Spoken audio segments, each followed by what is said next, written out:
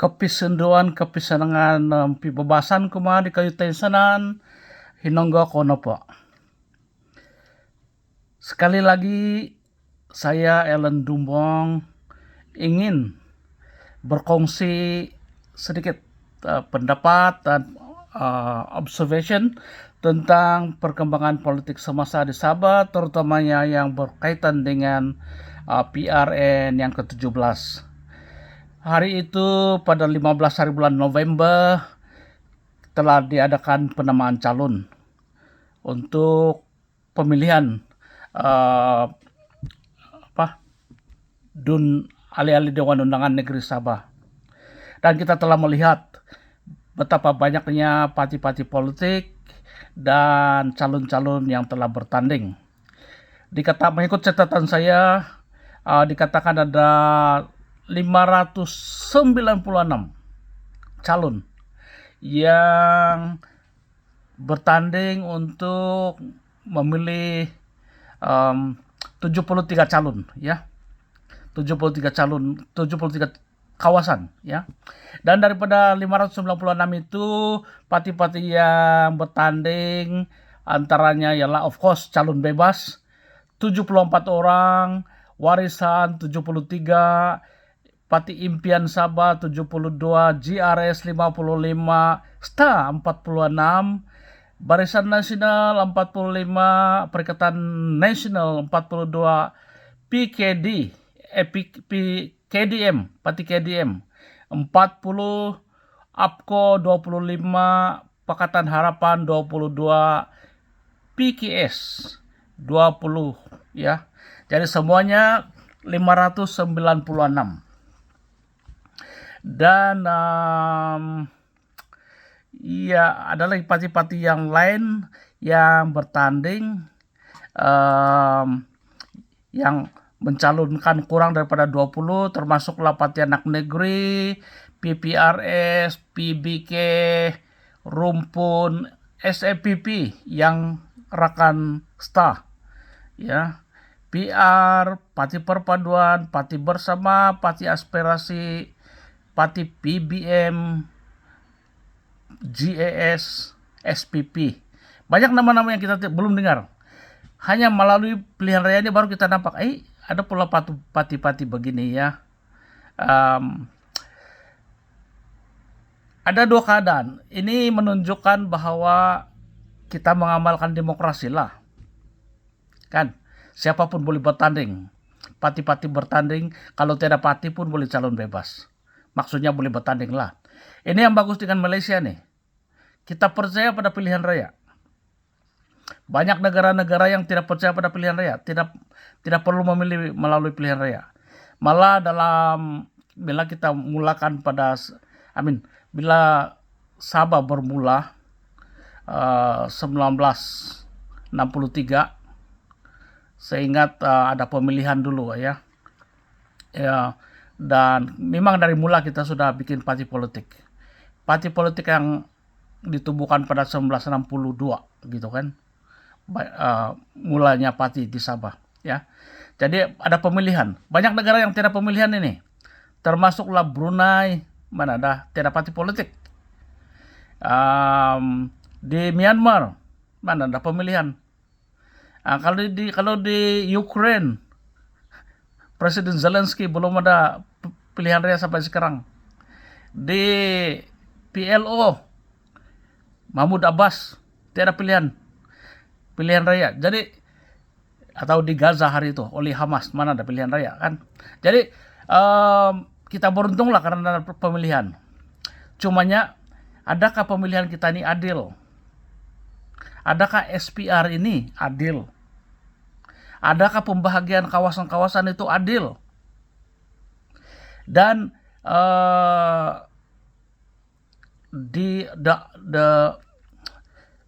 delineation of new constitution, I think is coming up. Lepas election ini akan ada redelineation of constituency. Dan harap-harap SPR tidak main gerrymandering.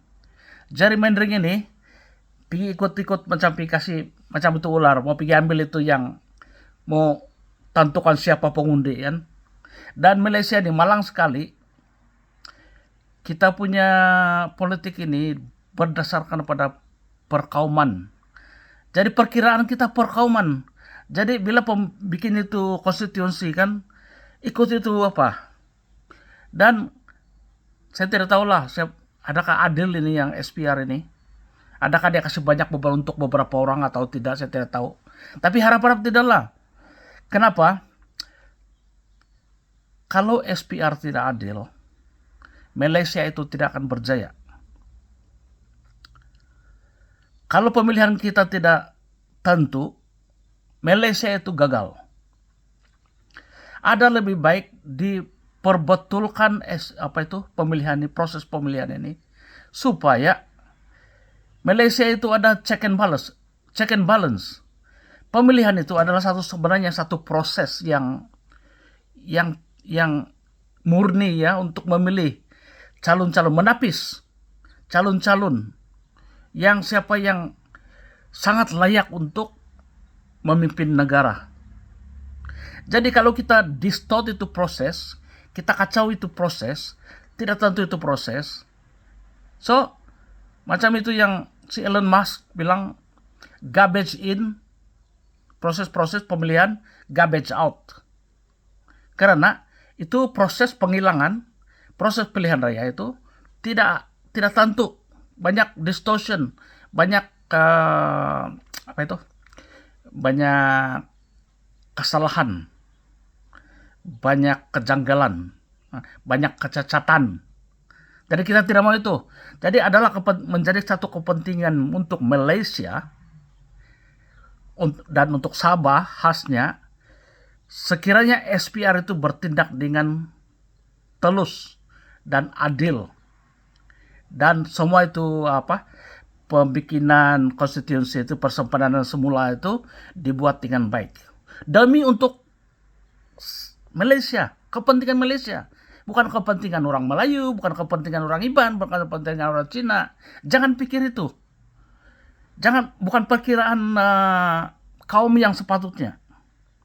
Karena kita menjaga negara. Macam main bola sepak kan, di Piala Dunia. Kalau pasukan kita kuat, boleh maju ke separuh akhir, ke final. Kalau pasukan itu tidak kuat, round pertama sudah out. Jadi, sebagai Malaysia, sepatutnya kita memperkukuhkan Malaysia ini. Kita punya saingan adalah negara-negara lain, bukannya sesama sendiri. Kan? Jadi,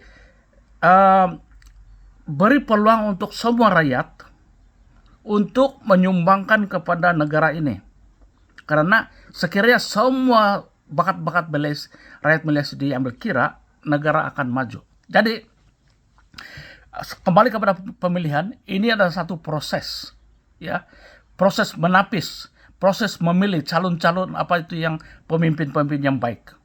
Tapi kalau ada orang yang main uang, politik uang, ada yang menipu, ada yang menggunakan jentera kerajaan untuk kepentingan pribadi, ada yang kasih suap-suap, ada yang main belakang, pergi atur-atur pakai duit.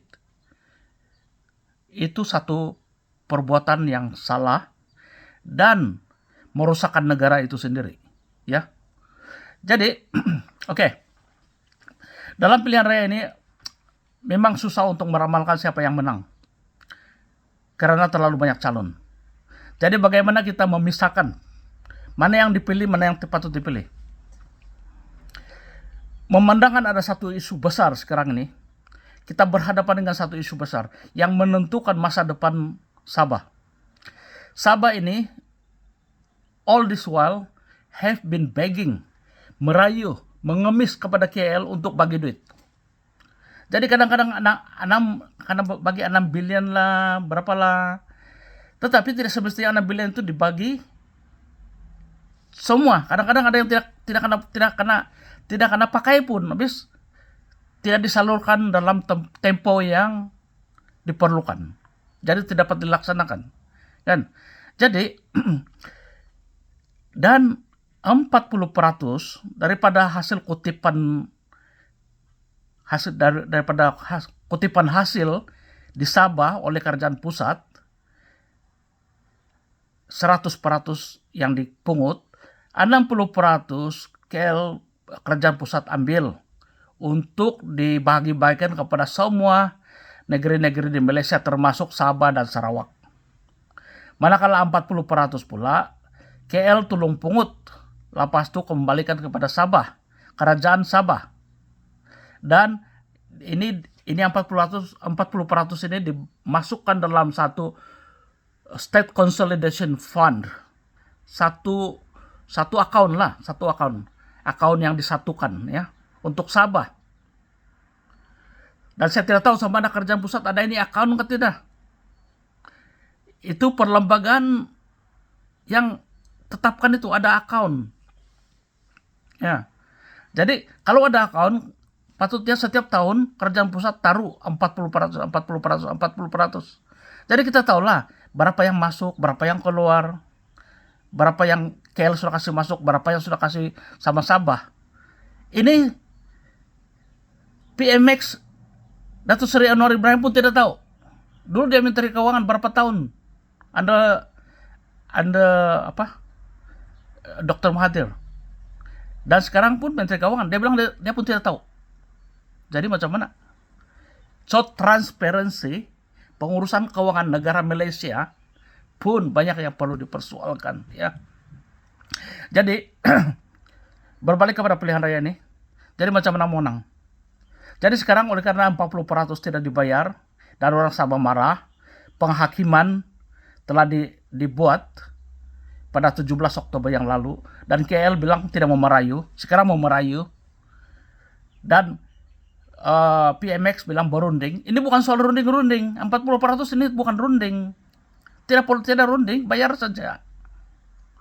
Itu satu kewajiban macam bayar duit di bank, loan di bank. Mau bayar, bank kasih interest lagi. Dan kalau tidak bayar dia kasih bankrupt kau. Kan? Jadi tidak runding, kau boleh propose restructure. Kau bilang, bos saya tidak dapat bayar ini dalam tempo 40% ini dalam serta-merta. Kasih saya installment, inilah saya punya cadangan, saya bayar dalam tempo 10 tahun. Tahun pertama saya bayar 1 billion, tahun kedua 2 billion, tahun ketiga 3 billion, begitu. Boleh restructure, boleh propose. Bukan main runding antara dua orang saja atau beberapa orang saja. Itu tidak boleh. Dan KL juga tidak boleh menyokong parti-parti politik di Sabah ini yang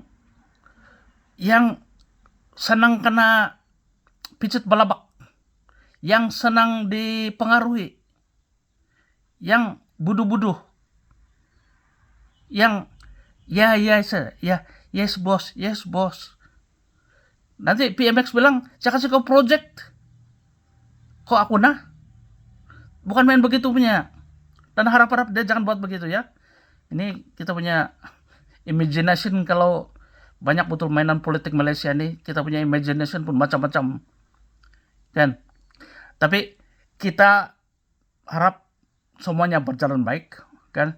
Jadi oleh karena tunggakan 40% itu yang tidak dibayar dan KL berdolak-dalik tidak mau membayar, jadi saya rasa Sabah sudah sependapat. Tolak Parti Malaya. Karena Parti Malaya akan mengurangkan bargaining power kerajaan Sabah untuk untuk menuntut 40% ini. Karena kalau parti dari Malaya yang menang, bersekongkol lah dia orang. Pandailah main wayang. Kan? Kita tidak mau itu. Jadi, saya rasa rakyat Sabah sudah memilih untuk menolak Parti Malaya untuk kali ini dan memilih parti-parti tempatan. Malangnya parti tempatan ini pula terbagi kepada beberapa. Parti tempatan semuanya berjuang untuk Sabah tapi tidak mau bersatu. Inilah satu masalah kita. Jadi bila diorang banyak parti, bila dorang banyak parti, diorang kena cari jalan lah. Presiden parti, Datuk Safi Abdal, warisan. Michelle Alok, PIS. Iwan Benedict, APKO. Datuk Seri Panglima Dr. Jeffrey Ketingan, STA. Yong Tek Lee, SIPP.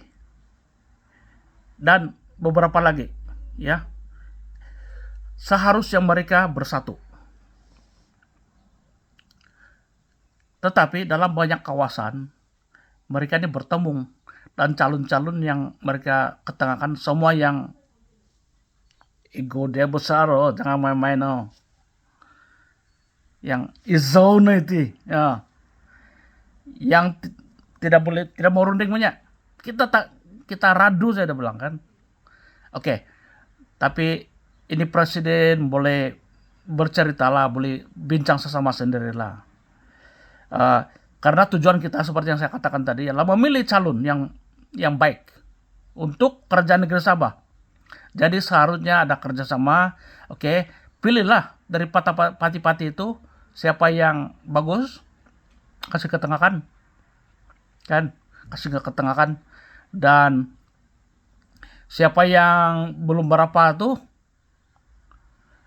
berilah laluan juga. Jangan pula melawan, bilang, kalau bos bilang, you slow down lah, kita ini kali kita sokong sebelah. Karena ada kesepakatan kan, demi untuk memilih 73 tuh. Jadi masih ada peluang. What we need is actually, we need to reconfigure kita punya struktur politik, keanggotaan di Dewan Undangan Negeri. Don't leave it to the chances. Karena bila banyak bertanding, kita tidak tahu akan hasilnya. Dan bila macam itu sungai, bila air sudah keruh, adalah pihak-pihak yang akan mengambil kesempatan. Ya. Bila tidak tentu, adalah ini penyangak yang akan mengambil kesempatan. Yang ada uang akan menggunakan uang. Dan politik uang ini satu masalah juga bagi kita semua. Ya. Oke, so saya harap presiden parti-parti ini boleh bercakap sama-sama sendirilah. Dr. Jeffrey sudah bercakap dengan SIPP, cakaplah juga dengan Datuk Safi Abdal, dengan Michelle Alok. Dr. Jeffrey, kau sudah buat itu gabungan Sabah Bersatu, JBS, Geng Bas Sekolah. Geng Bas Sekolah. Jadi kau sudah buat itu, oke. Propose, panggil orang, initiate, dan bawa bersama. Yang penting mesti ada communication, kan? Mana kau tahu dia tidak setuju kan tidak kalau kau tidak tanya. Dan as a leader, you should be prepared to go and approach each one of them. And I'm counting on Dr. Jeffrey because he is one leader that I know very well. I work under him in IDS, in Yayasan Sabah, and I'm still in communication with him from time to time. So I know his position. Saya juga seorang ketua dalam ini DIO, Dayak International Organization, yang untuk menyatukan Dayak di seluruh Borneo. Dan saya juga ahli bekas penolong setiausaha agung KDCA, di mana Dr. Jeffrey juga di sana. So saya cukup kenal dengan dia orang. Oke, ada yang satu menarik di Matunggong, calon JRS adalah Datuk Jelita Majungki, kawan saya dalam perjuangan dulu. Kami banyak kerja sama dalam kegiatan dalam PBS, ya. Um, tetapi STA tidak bertanding di sana kan. Jadi mungkin ataupun ada calon-calon lain yang STA mungkin boleh bekerja sama di sana. Tapi Julita is a good leader. It's rather unfortunate that she is with GRS at the moment because of the choice that PBS has taken to be with GRS in this election dan bekerja sama pula dengan PH kan. So ada yang interesting di berapa itu N11 kedamaian gitu. Kita punya presiden, kawan saya juga nih, kawan seperjuangan Iwan Benedict, presiden APKO, berhadapan dengan beberapa orang kuat di sana juga. STA pun kuat, GRS pun kuat, dan ada beberapa orang lain lagi lah kan. Jadi ya pandai-pandai lah kalau selepas pilihan raya, kalau pertama perlu cari orang tempatan dulu lah yang berjuang untuk 40%. Kalau kita dapat 40%, Sabah pasti akan maju. Dengan uang daripada areas 40% itu kita gunakan untuk membangunkan Sabah. Dan tiada alasan kenapa Sabah tidak boleh merdeka, tidak boleh maju selepas itu. Karena ada duit sudah untuk modal, kan. Jadi ada penting kita untuk memilih orang-orang yang pandai mengurus 40% itu, ya. Dan saya juga menyaksikan I'm impressed with the manifesto laid out by STA. Mungkin tidak 100% perfect. Mungkin ada beberapa aspek yang tidak dimasukkan. Terutamanya macam keindahan Sabah. Kan? Macam menyatu padukan rakyat Sabah. Social engineering supaya Sabah ini bersemangat untuk membangunkan Sabah, ya. Ataupun ini tuntutan maritim Laut Cina Selatan, kan? Ataupun memikirkan tentang geopolitik, perdagangan, productivity Sabah untuk diekspor ke luar negeri, kan? Ekonomi, kan? Tapi itu manifesto ini bukannya komprehensif lah. Nanti selepas ini manifesto itu akan menjadi landasan untuk buat policy, dasar-dasar kerajaan selepas menang, kan. Jadi manifesto itu hanya untuk meyakinkan rakyat apa yang diorang mau buat supaya rakyat tahu memilih, kan, menilai, kan. Jadi terima kasih tuan-tuan. Dengan kesempatan ini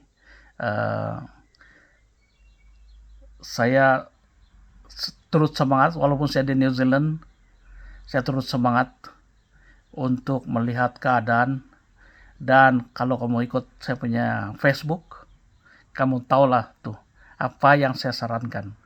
Tetapi saya lebih kepada membina negara Sabah supaya setaraf dengan negara-negara lain yang di dunia, ya. Persekutuan Malaysia bagi saya adalah sekarang ini tinggal 3. Malaya, Sarawak, dan North Borneo, Sabah. Jadi saya tidak mau panggil dia wilayah, saya mau panggil dia Sabah, negara, kan. Jadi otak kita harus menjadi negara yang mindset negara. Dan kalau negara kita tengok macam Brunei, macam Singapura, itu kita punya cita-cita untuk menjadi sebuah political entity yang berjaya, yang prosperous, yang aman, makmur, dan sejahtera, bahagia. Oke, dengan itu selamat berkampanye, jangan nakal-nakal, jangan buat jahat, dan selega-lega teko. Terima kasih dan selamat berkampanye dan bersatu membela hak-hak negeri Sabah. Yes.